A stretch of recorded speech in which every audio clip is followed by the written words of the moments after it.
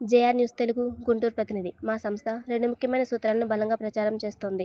అన్ని బ్రెయిన్ స్ట్రోక్‌లను ఒకేలాగా చూడకండి మరియు టైమ్ ఈజ్ బ్రెయిన్. మా లక్ష్యం ఏంటంటే మెజారిటీ స్ట్రోక్ కేసులలో సమీపంలోని స్ట్రోక్ రెడీ హాస్పిటల్స్‌లో అత్యవసర టెస్టులు మరియు చికిత్స జరగాలి. చికిత్స మరియు సాంకేతికతలో పురోగతి ఉన్నప్పటికీ సమాజంలో ఒక సాధారణ అపోహ కొనసాగుతోంది. బ్రెయిన్ స్ట్రోక్ అనేది శాశ్వత నష్టాన్ని కలిగిస్తుంది. అయినప్పటికీ ఒక సాధారణ సీటీ స్కాన్‌తో హెమరాజిక్ మరియు ఇస్కెమిక్ స్ట్రోక్‌లను స్పష్టంగా వేరు చేయవచ్చు. ఈ వేరు చేయటం చాలా కీలకం. ఎందుకంటే ఈ 2 రకాల స్ట్రోకులకు చికిత్సా విధానాలు భిన్నంగా ఉంటాయి. ఇస్కెమిక్ స్ట్రోక్‌గా నిర్ధారణ అయిన వెంటనే దాని తీవ్రతను అంచనా వేయటం మరియు థ్రాంబోలిసిస్, బ్లాకేజ్ కలిగించే మందుకు అనుకూలతను నిర్ణయించడం అవసరం. లక్షణాలు ప్రారంభమైన 4, 5 గంటల లోపు థ్రాంబోలిసిస్ ఇవ్వడం ద్వారా రోగి యొక్క పక్షవాతం శాశ్వతం అవ్వకుండా ఆపవచ్చు. థ్రాంబెక్టమీ రక్తనాళాల్లో బ్లాకేజ్‌ని యాంజియోగ్రామ్ ద్వారా ఒక సూక్ష్మమైన క్యాథెటర్‌తో తొలగించటం. అవసరాన్ని సిటీ నెక్ మరియు బ్రెయిన్ యాంజియోగ్రఫీ ఆధారంగా నిర్ణయించాలి. పెద్ద రక్తనాళం ఏదైనా బ్లాక్ అయితే 6 గంటల వరకు కూడా థ్రాంబెక్టమీ చికిత్స చేయవచ్చు అని కొత్త అంతర్జాతీయ గైడ్‌లైన్స్ చెప్తున్నాయి. స్ట్రోక్ రకాన్ని గుర్తించడం ద్వారా భవిష్యత్తులో మళ్ళీ స్ట్రోక్ రాకుండా ఏ జాగ్రత్తలు తీసుకోవాలో, ఏం చికిత్సలు చేయాలో తెలుస్తుంది. మా ఓపీడీలలో మేము మార్చగలిగే మరియు మార్చలేని రిస్క్ ఫ్యాక్టర్ల ప్రాముఖ్యతను చెప్తున్నాము.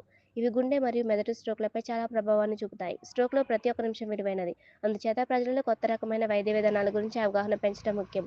మేము కిమ్స్ శిఖరలో 24 గంటల అత్యవసర మరియు క్రిటికల్ కేర్ టీమ్‌ను మరియు న్యూరో టీమ్‌ను కలిగి ఉన్నాము. అందువల్ల అక్యూట్ న్యూరలాజికల్ ఎమర్జెన్సీలను సమర్థంగా నిర్వర్తించగలం. మా హాస్పిటల్‌లో అత్యాధునిక సిటీ మరియు ఎంఆర్ఐ ఉండడం వలన స్ట్రోక్‌లో అత్యంత విలువైన సమయాన్ని కాపాడవచ్చు.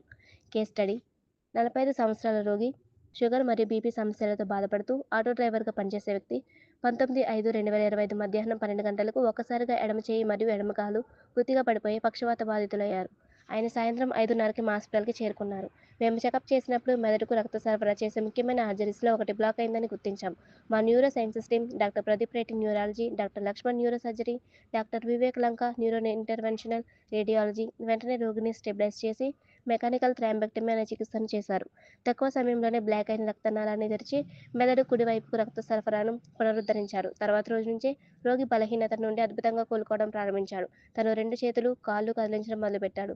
రీహాబిలిటేషన్ టీమ్ అతనికి వెంటనే ఫిజియోథెరపీ చేయడం ప్రారంభించింది మరియు వారం రోజుల్లోపే అతను దాదాపుగా మామూలుగా మనిషి అయ్యారు.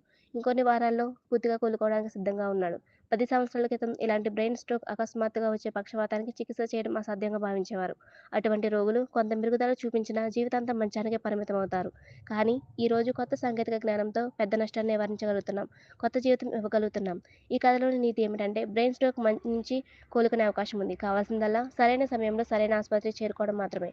బ్రెయిన్ స్ట్రోక్ అనేది అత్యవసర పరిస్థితి. ఇది హార్ట్ అటాక్ తక్కువేమీ కాదు. శాశ్వత నష్టం జరిగే ముందు చికిత్స మొదలుపెడితే ఫలితాలు చాలా బాగుంటాయి.